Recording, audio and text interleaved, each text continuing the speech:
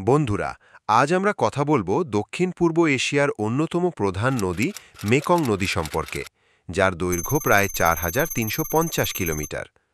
Mekong নদীর উৎপত্তি হয় চীনের চিংহাই প্রদেশের তিব্বতীয় মালভূমিতে।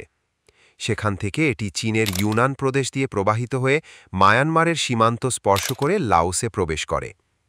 এখানে পৃথিবীর dangerous drug corridor golden triangle অবস্থিত। লাওসের রাজধানী মেকং নদীর তীরে অবস্থিত।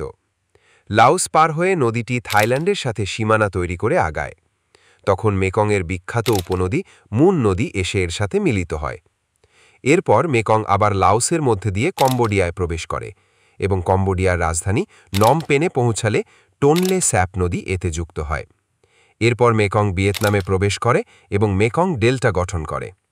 তারপর এটি হোচিমিন সিটি অতিক্রম করে দক্ষিণ চীন সাগরে পতিত হয়। মেকং ৬টি দেশ অতিক্রম করে, যার নদী অববাহিকার আয়তন প্রায় ৭,৯৫,০০০ কিলোমিটার, যা দক্ষিণ পূর্ব এশিয়ার লাইফলাইন হিসেবে পরিচিত। ভিডিওটি ভালো লাগলে সাবস্ক্রাইব করুন। ধন্যবাদ।